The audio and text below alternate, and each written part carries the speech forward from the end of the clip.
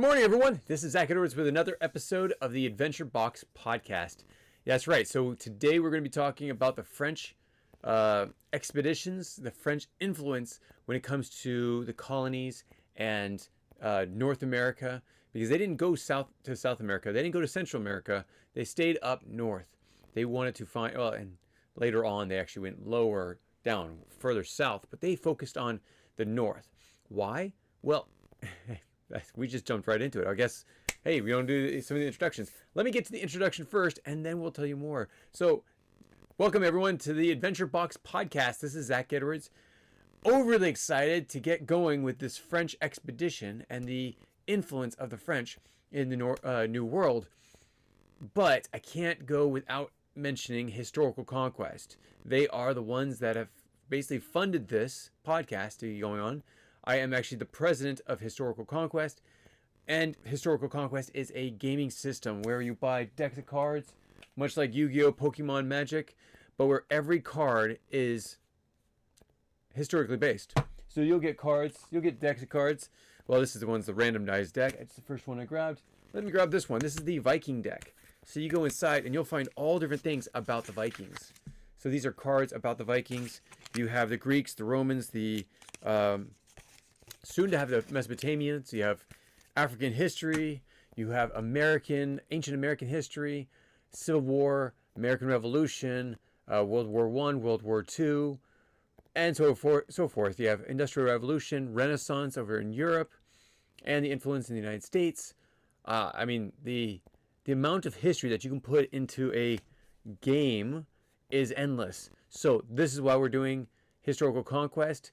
But we're in the Venture Box podcast, which is actually a boxed set. You get these every month with new decks of cards. You have a book of curriculum, different crafts. Like last week, I sent out the Africa deck. It actually has a mask for painting, all the painting supplies. It has a wooden boat that you get to actually take out of its form and build it. So it's very awesome. I love these boxes. These are a great addition to Historical Conquest. And then we also have math games and such like that. Okay, now going into the meat of what we're talking about today. This is what I'm really excited about.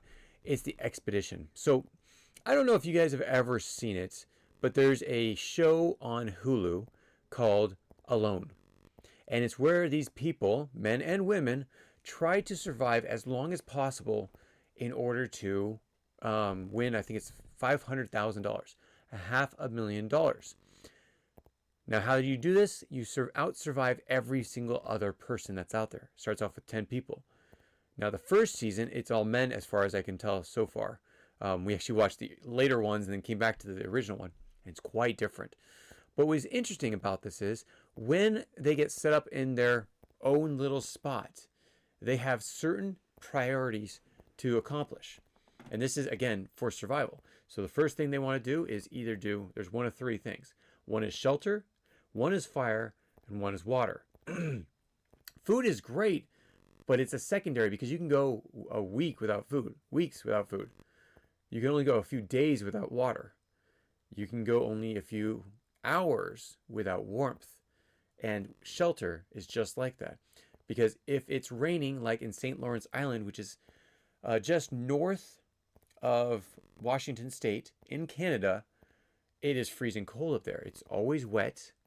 So these guys are drenched like all the time. They're cold all the time. And they have wolves, they have cougars, and they have bears that they have to worry about. The reason why I bring this up is because this is like a modern day of what they did back in the Age of Exploration. Except with the Age of Exploration, you usually had a group of people, unless you were marooned, unless you fell off a ship, made it to land, and tried to survive. Unless you were marooned by your own mutinous crew members, like with Henry Hudson, with the English. The French was just like this, except one of the things that they had to do is they were just exploring, put all their priorities towards the north side of the New World, or north side of North America, which also made it in basically what you call Canada. these days. We call it Canada. They call it Canada. Jacques Cartier, he actually was the one that founded the St. Lawrence River going into Canada and explored that area. And so he actually called it Canada after, I'm trying to remember, I wrote this down so I did not forget. He wrote it Canada after the Iroquois word for village, which the word is Kanata. Kanata is Kanata, which Canada is Canada. So that's the reason for the name Canada. And this was Jean Cartier, but we're not going to start with him. We're actually going to start about 10 years before, 1524. His name was Giovanni de Verrazanno. Now, before I get into him, let me just show you. If you're watching the podcast, you'll see, or watching the YouTube channel, you'll see this map. If not, don't worry. It's a map of the world. That's all it is. You're not missing anything. So, Giovanni came from France and sailed over to North America. Now, as he came over at a slanted pace, and he came down actually near the Carolinas, near Cape Fear. Now, when he arrived, he realized he was way too south. He wanted to go north, so he traveled up north along the coast, eastern coast of the United States, and then into Canada. Now, he came up to this area over here, which is called Newfoundland. So you go past Nova Scotia, hit Newfoundland, and then you realize, hey, I'm basically right even with France, and I'm going to sail straight east of Newfoundland and find Canada. So that's what he did. He sailed straight back. But he mapped out this whole expedition the whole time he's out there. So when he got back to King Francis I of France, he was able to show him what he had found. Now, interesting enough, I don't know why, and I'm going to do a little bit more searching. Look it up in the curriculum, because I think there's actually an answer there. I've just forgotten because I'm editing these. I don't have full control over them, and I can't remember every single detail in there. We don't expect you to either, because of course you're going to have a lot of information. We have probably one of the most content-rich curriculums that you're going to find. But with that, we're also going to have Giovanni de Verrazanno in our game.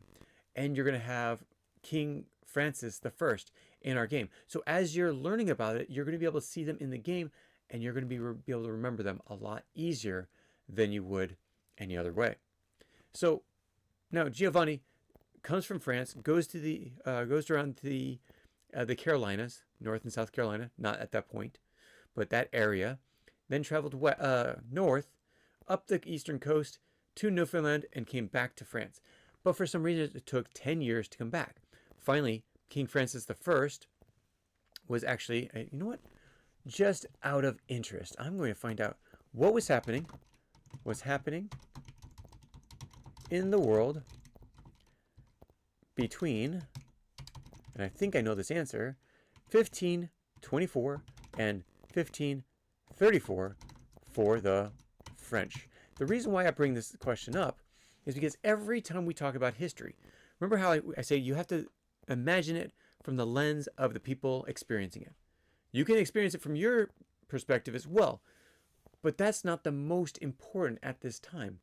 If you're going to learn history, you need to be able to be focused on how they saw things and then translate that into how you should think of things, such as the instance that I bring up a lot because it's very controversial in this life, in this day and age, is slavery. Now, as you know, it did not start in Africa. It started way before that. But one thing that to understand is those that were practicing slavery were not in, and I say this gently, but were not completely evil. They were not evil, especially not in their minds. And why is that? Because they had been taught for generations that slavery was acceptable in their civilization, in their kingdom, in their culture. Now, the same thing happened to those in Africa. In their perspective, it was okay to sell people to other nations and even to other communities in Africa because it was part of their culture. So, when I want to demonize all these different people for slavery, I have to be able to understand that they saw slavery as completely different than us. But then I can translate that into how I would experience, I would think it. And if I was down at that time, I think I would be trying to free the slaves. But that's coming from my perspective in a culture where we've learned throughout our days, from very young childhood, that that is wrong. They did not see that way, so it's different. Now, again, going back to the reason why I mentioned that, the reason why we have to try to figure out why it took 10 years between when France first came to the New World and France came back to the New World, what is it that would have held them back? Now, there are some things that are very exciting that were happening during this time. Okay, what was happening? It was the full swing of the Reformation.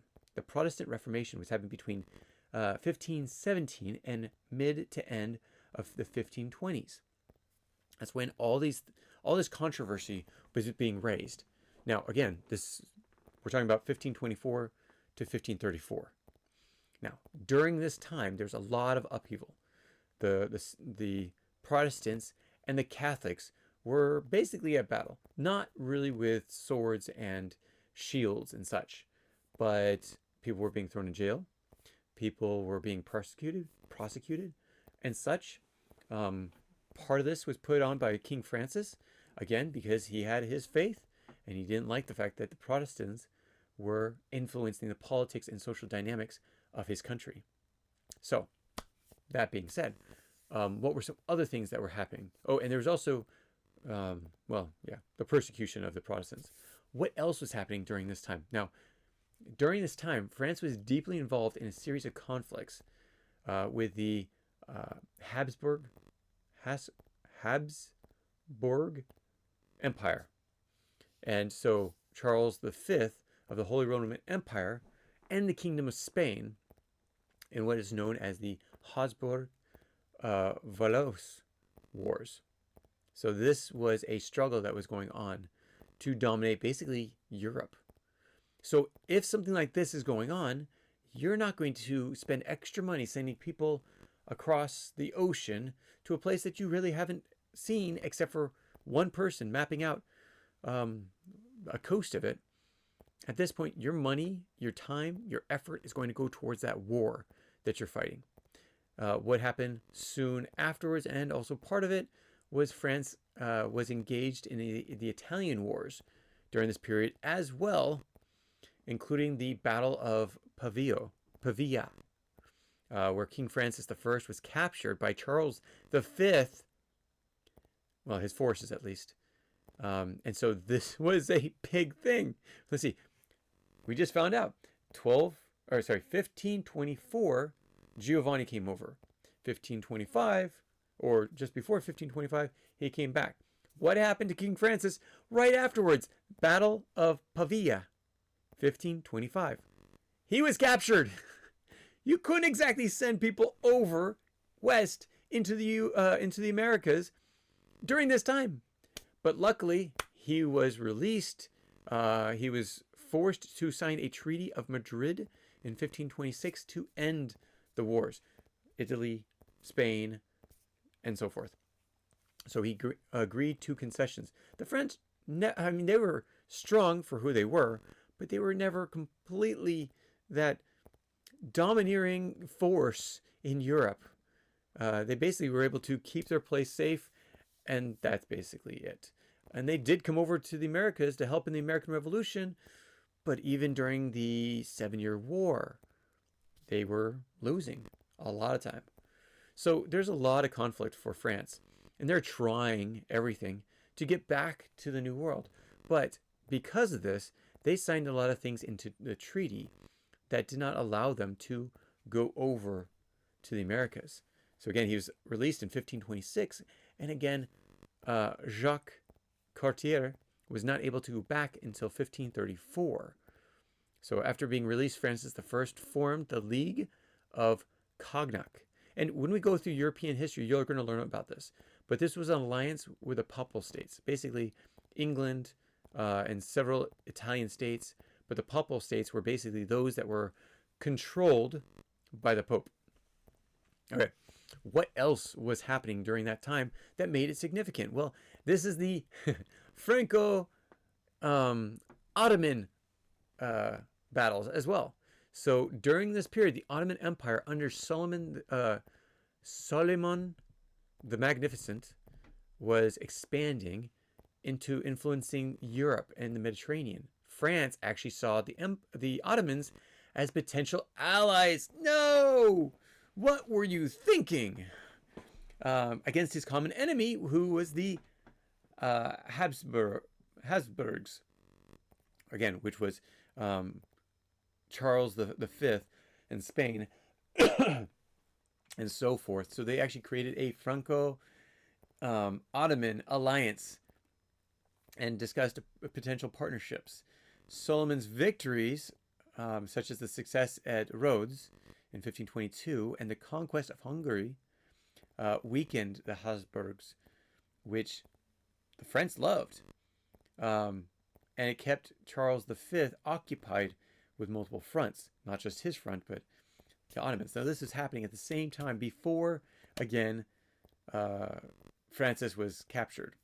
Okay, so let's go more into what was also happening. Global expeditions, the Treaty of Tordesillas. That was the Pope's treaty between Portugal and Spain, both papal states, Catholic states, that were sending people to different places to explore. So there's all these different things. And then there's the money aspect. Okay, so the money aspect is basically saying, hey, my money's tied up in the European battles that I'm fighting, so I can't exactly spend money on sending ships over. And with the diplomacy and everything else, it just was not a good time for France to go back over. So 1534, what did they do? They sent Jacques Cartier. He was able to come back and see this. Now Jacques, this is something you need to know about him. Okay, so let me bring up a picture of him.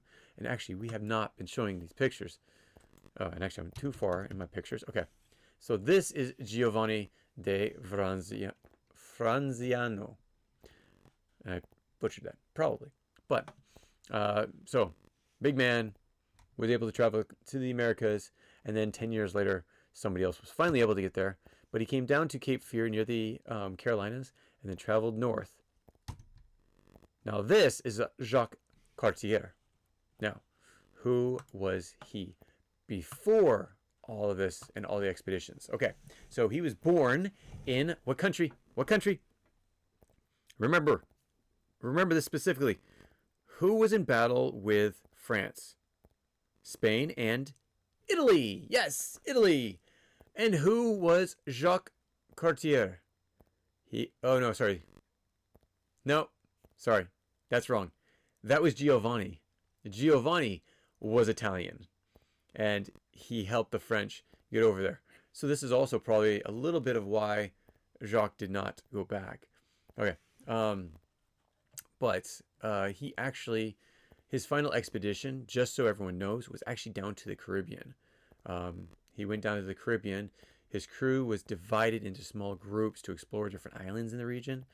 And on one of these expeditions, well, sorry to say, Verrazanno landed on an island likely near the Guadalupe, where he was reported captured and killed by a group of inhabitants, possibly cannibals, which means it was probably because the only cannibals that we knew down there were the Caribs.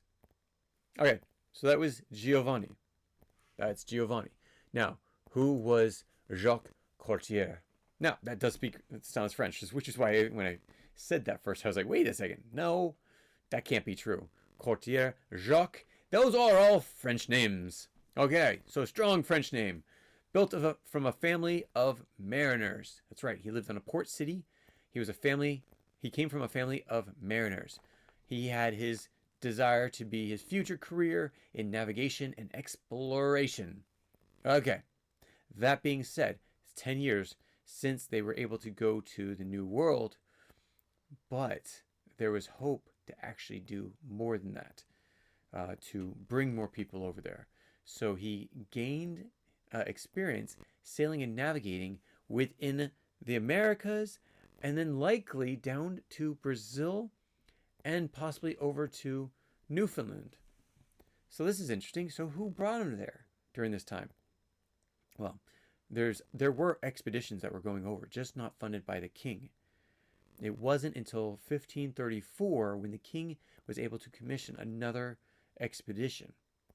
Now during this, and you know what? I'm going to do it again.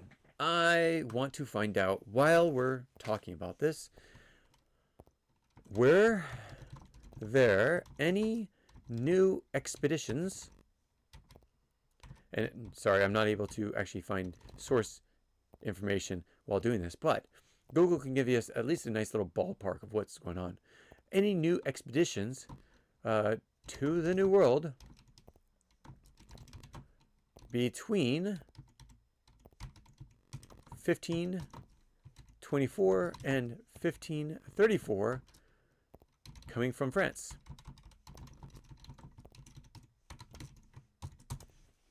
Okay, so according to the internet, which is not always accurate, as we know, but should at least give us a ballpark of basic understandings.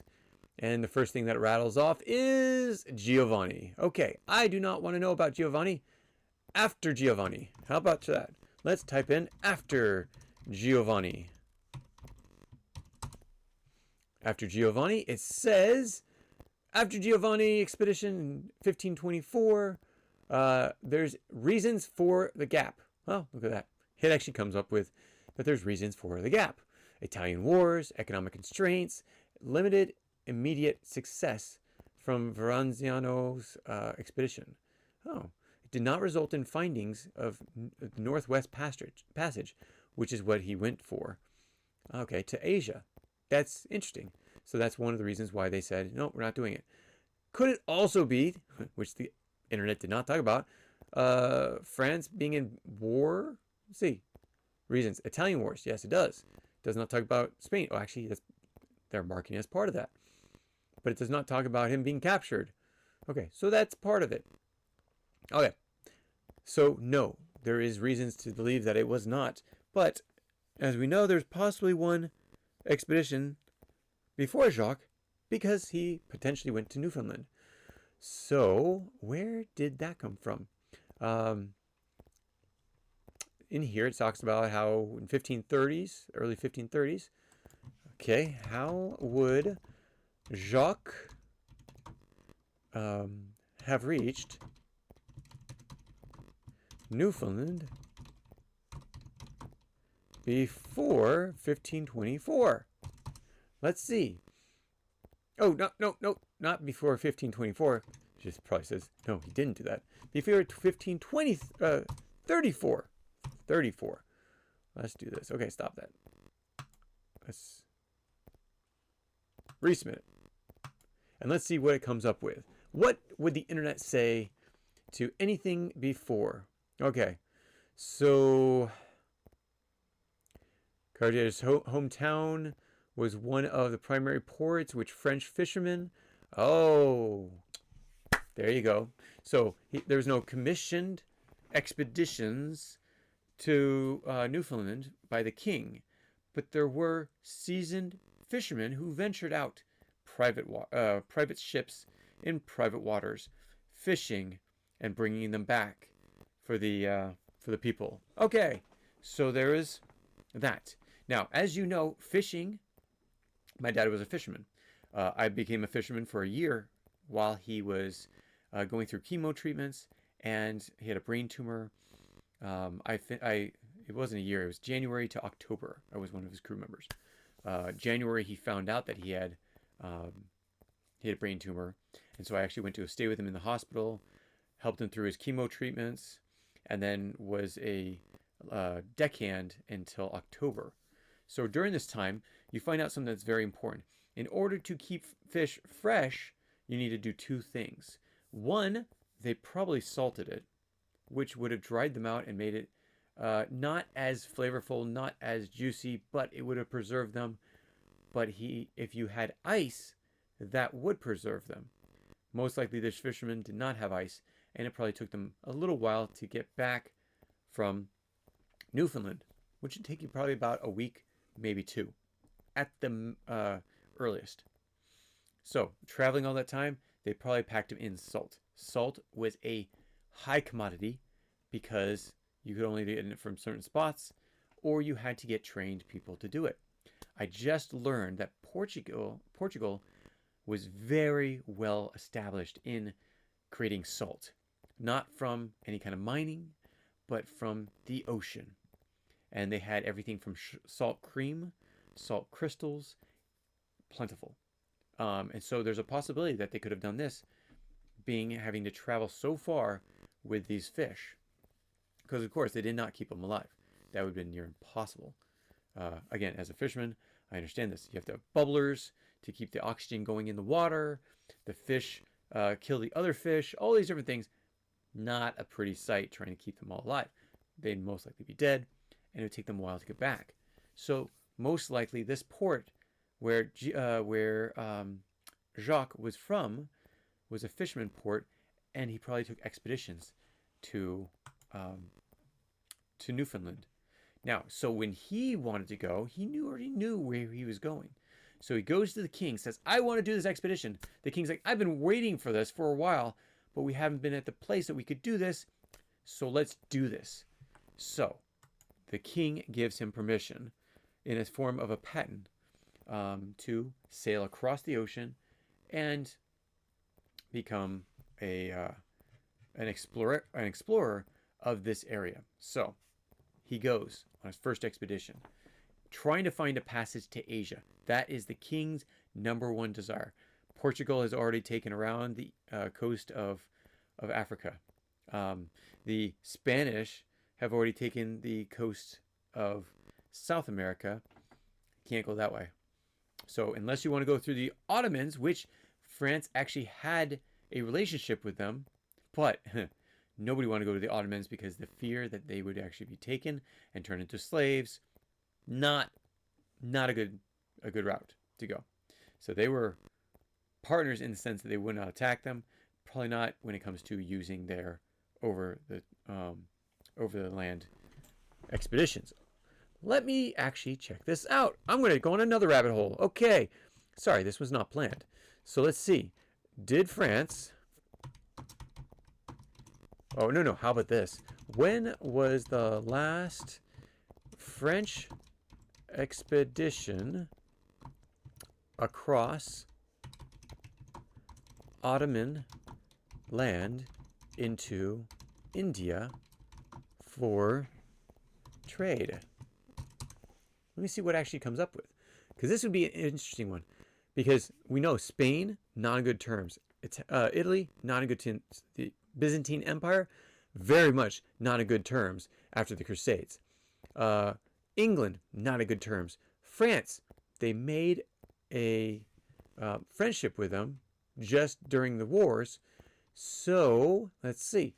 The last significant French expedition across the Ottoman land into Italy likely occurred during the 17th century, so somewhere in the 1600s. After it founded by the French East India Company. After its founding in 1664, that's when the company was put together. The company sought to compete with other European powers, such as the Dutch and the British. Again, not on good terms with the Ottomans. The Ottoman Empire had long been a crucial intermediary of overland trade, as we've already talked about many times, between Europe and India. However, the opening of the sea route around the Cape of Good Hope by the Portuguese in the 16th century diminished the importance of overland route through Ottoman territory. France, along with other European nations, increased reliance to the marine expedition overland rather than overland ones reaching India, especially as the Franco-Ottoman alliance, formalized in 1536, allowed French merchants and diplomats to pass through Ottoman territories safely. There you go. Look at that. We just found out something new. That might be in your curriculum. I just don't remember. Sorry. That just happens. Okay. So going back to Jacques. Now this was very important. So Jacques was sent to find a new route through the Americas. I'm going to show you. Actually, no, I'm going to go to his pictures first, and then we can bring back the map. Okay, so I'm showing a picture of Jacques Cartier. But this was actually his route. Now, this is actually his second route. Where's his first route? First route. He comes in round Newfoundland, which he knew because of fishing, and he travels around the Gulf of St. Lawrence, and then comes back. Okay, so there you go. He traveled the first time. That was in 1534. Then he makes a second expedition, 1535, and this is when he comes in and says, I want to find this route. And again, unlike Henry Hudson, he didn't go northern enough to find the Hudson Bay, which is again named after the man that was marooned over there, by his crew members. Instead, Jacques went down St. Lawrence River. Now, St. Lawrence River connects the Atlantic Ocean to the Great Lakes. Yeah, you want to see that? Okay, let's bring up the maps. Okay, so we're coming over here. He finds Newfoundland above Nova Scotia, and here's the Gulf of St. Lawrence. So he travels in to the inland waters and then comes to this, what we call brackish water. What is brackish water? Brackish water is where salt water and fresh water mix. It's called brackish. I don't know why it's called brackish. Maybe we'll find out sometime. Not something I go down plenty of rabbit holes. I don't need that rabbit hole. Okay, so then they come into Quebec City, or what was to become Quebec City. They come into this area and they actually set up shop. So they could actually go further, but at this point they set up shop, they set up a settlement, and they actually use the Native Americans to help them set up these things because there's harsh conditions. He's in here on his second expedition. Oh, sorry, the third expedition. No, second expedition. Some of his crew members winter there. And so, he does too. They winter there and they get scurvy. And the only thing that brings them back is by a drink that's provided by the indigenous people there.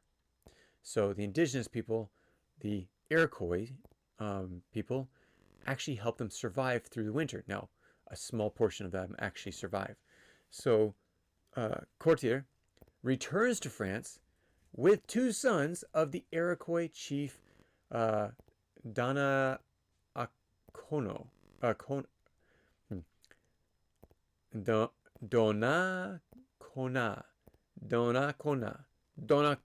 Chief Donnacona, whom he had taken as a gesture of goodwill through Donnacona, though Donnacona himself would never return home.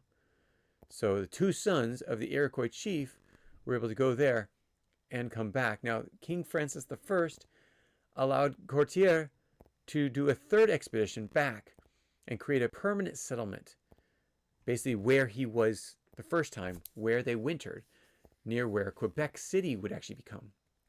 And so, but he met with harsh conditions and conflicts with the local Iroquois, especially after their chief never returned, to find and failed to find the riches that he hoped for, mistaking quartz for paramite, quartz and paramite, which is two different stones, for diamonds, and of course gold, paramite being false gold, fake gold.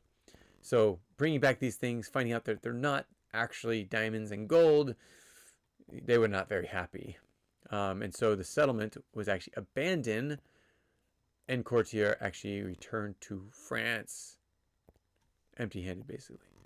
So after his final voyage, Cartier retired to his estate in Saint-Malo, where he lived basically quietly for the rest of his life, and died around 1557 at 65 years old, most likely from typhus.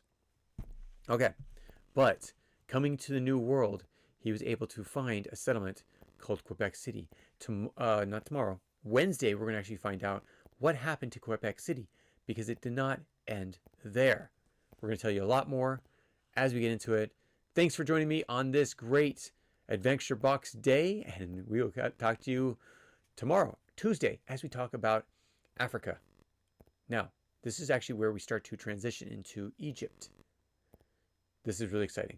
This is going to be a lot of fun. I love Egypt. It's like one of my number one civilizations in the known world. And if I could be there, I would go to Egypt to go visit. This we're going to Machu Picchu, which is safer than Egypt right now. But at some point, I hope to go to Egypt and show you it. So look forward to Machu Picchu and in the future, Egypt as well. Thanks for joining me on this great day. I hope you are going to enjoy it. I hope you are able to be effective and efficient in all that you do, that you keep safe, that your family keeps safe.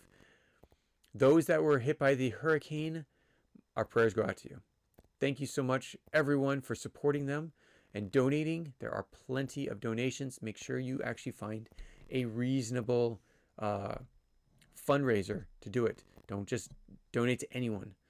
But they need your help. FEMA is not coming through. The U.S. government is not coming through for them. They actually need the churches there. They need the local organizations there. They need the people there. And if you're nearby, please go help. I wish I could too, but we will. As of next year, we will actually have the iServe volunteer system up and running. I can't wait to show you it. This is part of Zogos, and it's run.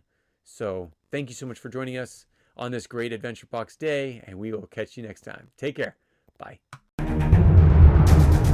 you have any comments or questions, add them to the comments below. Otherwise, we'll see you tomorrow, actually. Take care. Bye.